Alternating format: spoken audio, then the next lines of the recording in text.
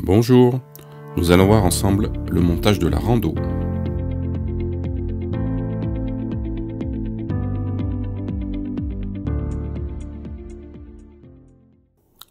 Alors on va monter cette mouche sur un hameçon Tiemco 100 en taille 16. Vous pouvez faire en plus gros, en plus petit, mais je pense que c'est la bonne taille pour ce genre de mouche. Donc là j'utilise du fil de montage 12 € de couleur orange. Alors j'ai fait un enroulement sur la hampe et là on va faire une petite queue en fibre de pardot. Donc c'est à vous de sélectionner une plume de pardot. Donc essayez de trouver une plume avec des belles fibres, bien droites, bien rigides, brillantes si possible.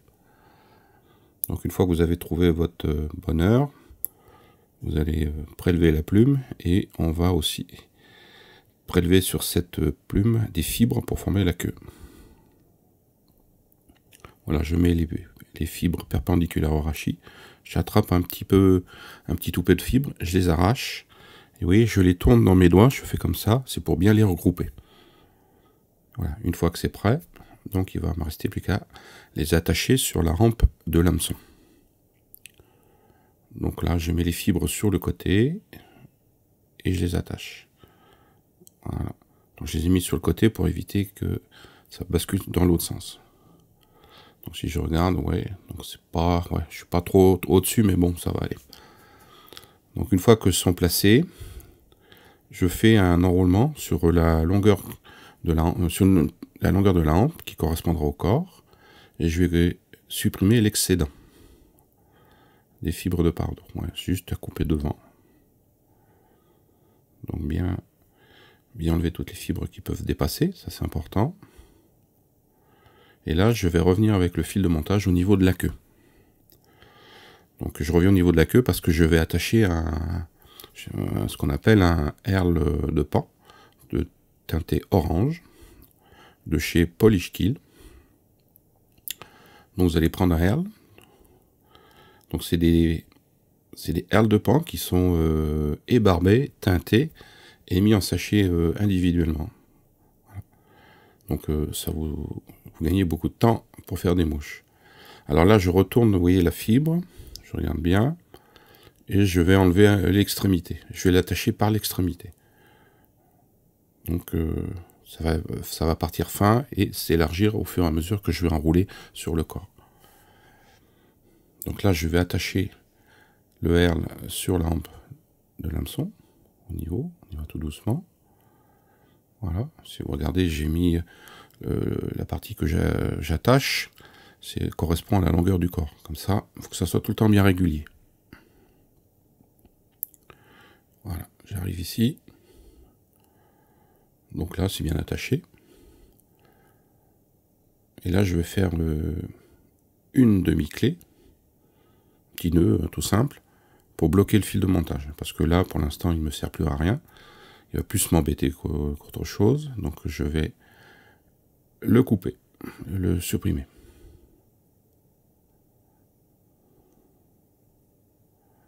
Voilà. Donc je vais prendre une polyfloss orange. Alors ici c'est de la Glow Bright, qui est une très belle polyfloss, assez fine, bonne densité, qui est pour moi une très très belle polyfloss. Et je vais faire un enroulement avec simplement un aller-retour de fil de polyfloss. Donc, je fais un premier enroulement. Je coupe l'excédent à la fois. Je le coupe toujours un petit peu avant d'arriver à la fin. Si vous coupez alors que vous êtes déjà arrivé, donc il y a un petit bout qui va dépasser, ça va pas être joli. Donc là, je vais jusqu'aux fibres de pardot et je reviens. Là, de temps en temps, voilà, là ici je vais dévriller un petit peu la polyfloss pour qu'elle s'aplatisse bien. Voilà, tout doucement. Et voilà, quand on arrive ici, on a fait notre corps. Donc on va reprendre le montage avec le fil de montage 12-0. Voilà, je reprends mon montage et je vais bloquer la fil de polyfloss. Donc je fais 2-3 tours. C'est pour éviter une petite catastrophe, c'est-à-dire que ça se déroule et puis la polyfloss se déface. Et là, on sera obligé de recommencer. Voilà, donc mon corps est, je dirais, pratiquement fait. Et là, vous allez prendre une pince à hacle. Alors tout doucement, il faut y aller doucement parce que l'extrémité de ces quilles sont quand même assez fragiles. Et je les enroule pour faire un cerclage du corps. Alors il faut faire attention, à chaque tour vous vrillez le herle de pan, donc il faut le dévriller à chaque tour. Sinon au bout d'un moment vous allez le casser et il s'enroulera mal. Alors essayez de l'enrouler assez régulièrement pour que ça soit, je dirais, plus joli. Et une fois que vous arrivez au bout là du corps, vous le bloquez avec le fil de montage.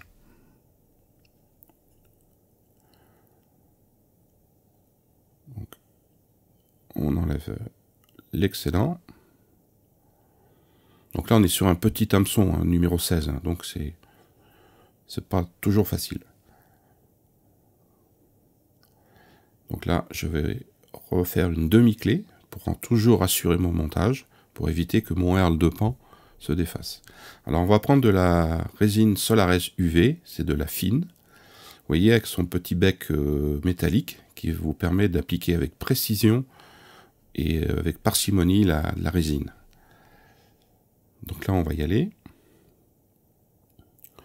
On va mettre tout doucement, on va, je dirais, enrober le corps de résine. Alors il faut appuyer tout doucement, il faut en mettre juste le strict minimum. Alors je mets un petit peu de résine sur le corps parce que ça va, je dirais, solidifier le corps et ça évitera que le herle de pan, quand vous pêchez, se défasse. Comme ça, il sera emprisonné dans la résine et il ne bougera plus. En plus, ça donne vraiment un petit effet, je dirais, glossy, vraiment très sympa. Voilà, j'en essaye de bien répartir tout autour du corps. Voilà. Une fois que vous avez fait ça, donc il faut bouger faut tourner pour éviter que ça se répartisse bien. Et une fois que c'est fait, vous mettez un petit coup de lampe UV.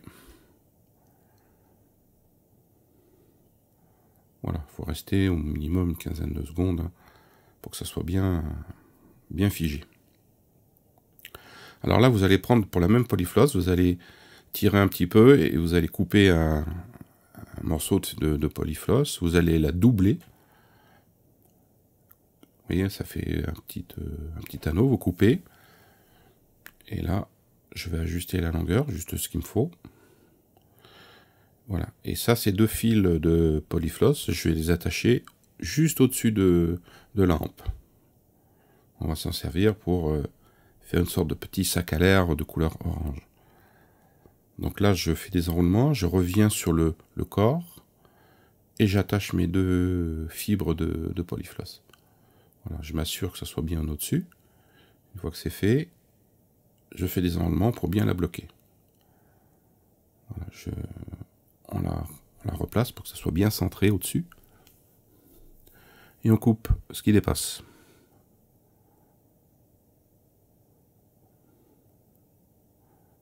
Voilà. Voilà, j'ai bien tout placé. Donc, une fois qu'on a fini ça, on va aller prendre une oreille de lièvre et on va prélever des poils de lièvre. Alors, comme on est sur un hameçon de 16, donc il faut essayer de prendre des poils quand même assez courts et assez fins. Donc, il faudra éviter de les prendre, je dirais, trop bas. Ici, là, c'est pas bon. Voilà, on va plutôt prendre les poils à la pointe de l'oreille. Donc, il faut vous plier un petit peu votre oreille et puis de façon à ce que vous puissiez attraper une petite touffe de poils. Alors, entre vos doigts, vous serrez bien, et avec votre ciseau, vous coupez au ras de la peau. Comme ça, vous avez une certaine longueur, ça sera plus facile à travailler. Donc là, vous les prenez par la base, et une fois, vous les reprenez par la pointe, et vous voyez avec mon doigt, je fais ça. Alors c'est pour enlever, je dirais pas une bourre, mais des petits poils qui sont à la base.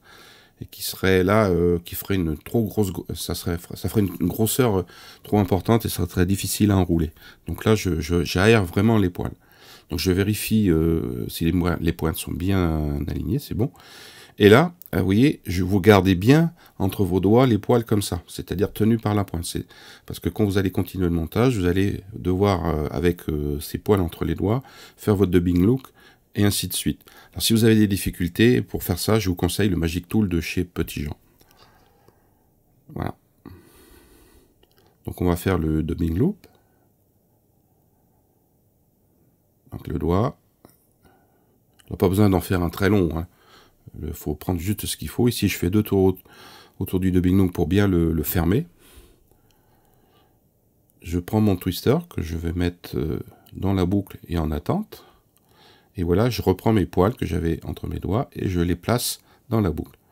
Alors que ce twister, il suffit de tirer sur le twister, ça vous ferme la boucle et ça vous emprisonne les poils. Comme ça, ils ne bougent plus. Donc là, je les répartis dans le dubbing loop. Je dirais que j'allonge un peu la mèche.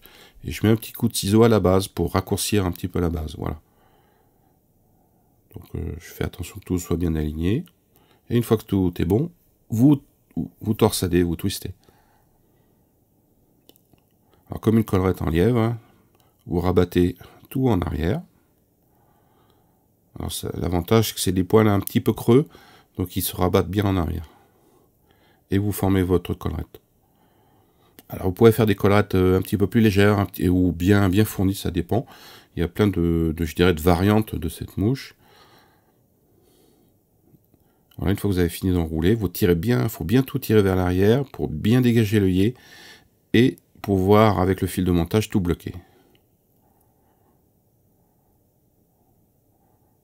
Voilà.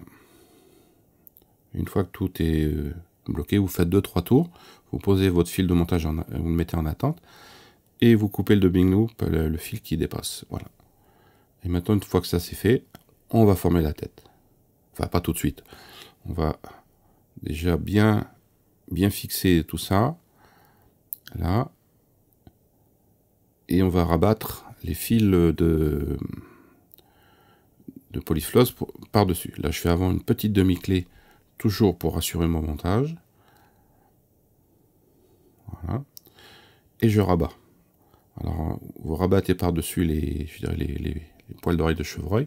Vous essayez de bien les répartir de chaque côté, que ça soit, il y ait la même quantité de chaque côté. Et en faisant ça, vous tirez les poils un petit peu vers l'arrière et vers le haut. Et vous bloquez avec le fil de montage les fils de polyfloss. Voilà. Alors là, on va couper, je dirais, on va d'abord faire une autre demi-clé pour assurer le montage. Je dirais que votre mouche là, est finie. Je vais couper le fil de montage. Et on va couper les fils de polyfloss. Alors vous pouvez choisir, moi je vais choisir de les faire très courts. Voilà. Pour moi, ça c'est juste un petit spot pour, je dirais, pour la visibilité. Et je mets une petite goutte de cyanolite, vous voyez, juste sur la tête, pour, je dirais, finaliser la mouche et solidifier tout ça. Donc on coupe un petit peu tout ce qui dépasse. Et voilà, notre mouche est finie. Bien sûr, vous pouvez faire d'autres variantes, d'autres couleurs. À vous de voir. Et à bientôt pour un prochain montage.